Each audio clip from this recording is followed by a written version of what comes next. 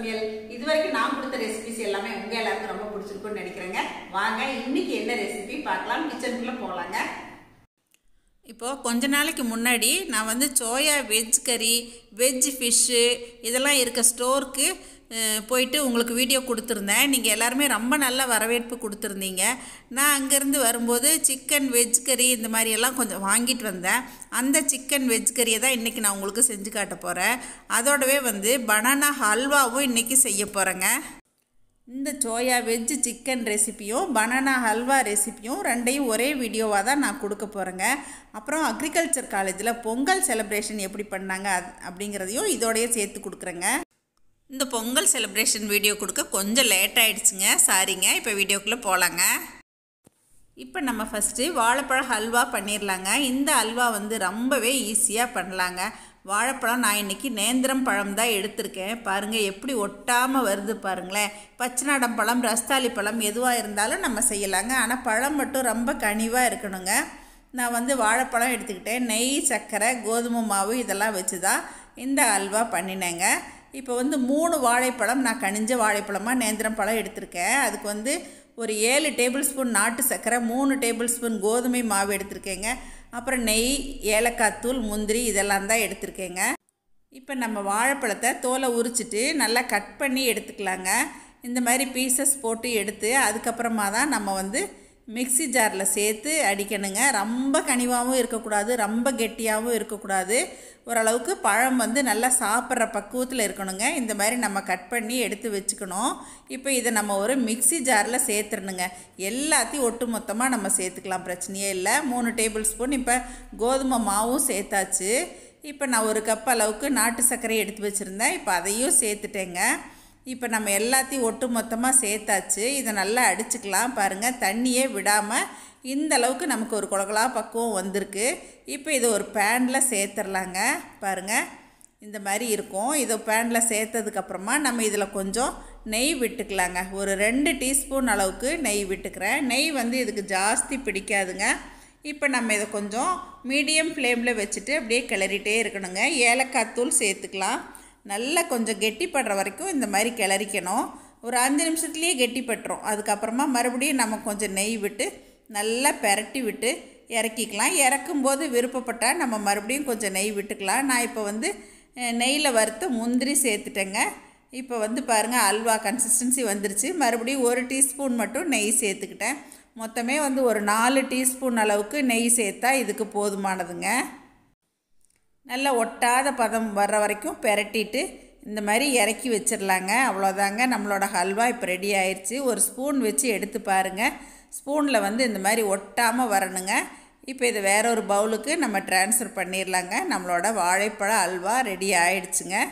பாருங்கள், இந்த மாதிரி ஸ்பூனில் எடுத்து பார்த்தீங்கனாலே தெரியும், ஸ்பூனில் ஒட்டாத பக்குவம் வருங்க. உங்கள்கிட்ட வாழைப்பழம் இருந்துச்சு அப்படின்னா கண்டிப்பாக நீங்கள் செஞ்சு பாருங்கள். குழந்தைங்க வந்து ரொம்பவே விரும்பி சாப்பிடுவாங்க. நீங்கள் இதை வந்து பீஸ் போட்டும் கொடுக்கலாம். நான் வந்து கப்பில் அப்படியே எடுத்து வச்சுட்டேங்க.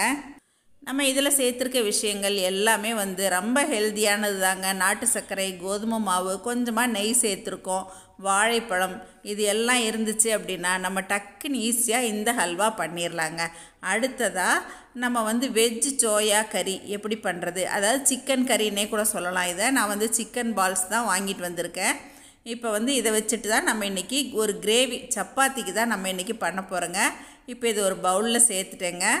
நான் இதை செய்கிறதுக்கு ஒரு 3 தக்காளி அளவுக்கு எடுத்திருக்கேங்க. இதை நல்லா வாஷ் பண்ணிவிட்டு மிக்ஸி ஜாரில் சேர்த்து அரைச்சிட்டு வந்துட போகிறேன். பாருங்கள், இந்த மாதிரி நல்லா ஃபைன் பேஸ்ட்டாக அரைச்சிக்கிட்டேன். இப்போ ஒரு வாணலியில் தேவையான அளவுக்கு நம்ம எண்ணெய் விட்டுக்கலாங்க. கடலெண்ணெய் இல்லைன்னா நீங்கள் ரீஃபைண்ட் ஆயில் யூஸ் பண்ணிக்கலாங்க. சோம்பு மட்டுமே கொஞ்சமாக தாளிச்சிக்கலாம். பெரிய வெங்காயம் நான் ஒரு 3 வெங்காயம் போல் பொடியாக நறுக்கிட்டு இதில் சேர்த்துருக்கேங்க. இப்போ இதை நல்லா வதக்கி விட்டுக்கலாம். வெங்காயம் நல்லா வதங்கிடணுங்க. இப்போ இதில் 1 டீஸ்பூன் அளவுக்கு இஞ்சி பூண்டு பேஸ்ட்டு சேர்த்துக்கலாங்க. இஞ்சி பூண்டு பேஸ்ட்டு சேர்த்துனதுக்கப்புறமா மஞ்சள் தூள் தேவைக்கு கொஞ்சமாக சேர்த்துக்கலாங்க. மல்லித்தூள் 1 டேபிள் ஸ்பூன் அளவுக்கு சேர்த்துக்கலாங்க. அதுக்கு அடுத்ததாக கறி மசாலா பொடி 1 டேபிள் ஸ்பூன் சேர்த்துக்கலாம். அதுலேயே காரம் இருக்கும். நம்ம தேவைக்கு வரமிளகாத்தூளும் கொஞ்சம் சேர்த்துக்கலாம். கரம் மசால் கொஞ்சம் போட்டுக்கலாம். சோம்பு தூள் கொஞ்சமாக சேர்த்துக்கலாங்க. இப்போ இதெல்லாம் சேர்த்து சும்மா ஒரு 10 செகண்ட் பெரட்டி விட்டதுக்கப்புறமா நம்மளோட வெஜ் சிக்கன் கறியை சேர்த்துடலாங்க. அதாவது சோயா கறின்னு சொல்லலாம். இதை சேர்த்துட்டு ஒரு நிமிஷம் அப்படியே நல்லா பெரட்டி விட்டுக்குங்க. இப்போ நம்ம தக்காளி விழுது அரைச்சி வச்சுருக்கோம் இல்லைங்களா, இப்போ அந்த தக்காளி விழுதும் சேர்த்துக்கலாம். தேவையான அளவுக்கு நம்ம கொஞ்சம் தண்ணி சேர்த்துடலாங்க. ஏன்னா இதோட பச்சை வாசமெல்லாம் போகணும். அதனால் கொஞ்சம் தண்ணி சேர்த்து இந்த மாதிரி நல்லா இப்போ பெரட்டி விட்டுக்கலாங்க. இது வந்து நல்லா அந்த சோயா பால்ஸில் சேர்ந்து வரணும். அதாவது சிக்கன் கறியில் இந்த மசாலா எல்லாம் சேரணும். இப்போ தேவைக்கு உப்பு சேர்த்தாச்சுங்க. மறுபடியும் கொஞ்சமாக தண்ணி விட்டுக்கலாம். தண்ணி விட்டு நல்லா கொதிக்க விடணுங்க. ஒரு 5 நிமிஷம் கூட ஆகாதுங்க இது கொதிப்பிடிச்சு வேகிறதுக்கு. ஒரு 2-3 நிமிஷம் நல்லா மூடி போட்டுட்டு சிம்மில் போட்டுட்டிங்கனாலே நல்லா வெந்துடும். அந்த பச்சை வாசமெல்லாம் போனதுக்கப்புறம் நம்ம எடுத்துடலாங்க. இப்போ மூடி எடுத்ததுக்கப்புறமா அடுப்பை நீங்கள் நல்லா குறைச்சே வச்சுருங்க. இப்போ இதை ஒரு ஸ்பூன் வச்சுட்டு கட் பண்ணி பாருங்கள் டக்குன்னு ஈஸியாக கட் பண்ணுறதுக்கு வரும். நல்ல ஒரு சிக்கன் டேஸ்ட்டு நமக்கு கிடைக்குங்க.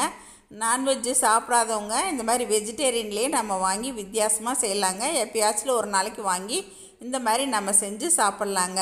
ஃபைனலாக இப்போ கொத்தமல்லி இலை தூவி இறக்கியாச்சுங்க. நல்லா கமகமாக வெஜ்ஜு சிக்கன் கிரேவி இப்போ ரெடி ஆயிடுச்சுங்க. எங்கள் வீட்டில் இன்றைக்கி சப்பாத்திக்கு தான் நாங்கள் இந்த வெஜ்ஜு சிக்கன் கறி பண்ணியிருந்தோங்க. சப்பாத்திக்கு ரொம்பவே அருமையாக இருந்துச்சுங்க. இதே பூரி பரோட்டா எல்லாத்துக்குமே இந்த மாதிரி கூட நம்ம செய்யலாங்க. ஒரு 5 நிமிஷத்தில் நல்லா சாஃப்டாக வெந்துடுதுங்க. அதனால் கண்டிப்பாக நீங்களும் ஒரு நாள் ட்ரை பண்ணி பாருங்கள். நான் இந்த ஷாப்புக்கு போன வீடியோ உங்களுக்கு கொடுத்துருக்கேன். உங்களுக்கு யாருக்காவது தேவைன்னா நீங்கள் காண்டாக்ட் பண்ணலாங்க. அவங்களோட நம்பர் நான் டெஸ்கிரிப்ஷன் பாக்ஸில் கொடுக்குறேன். நீங்கள் போய் பாருங்கள்.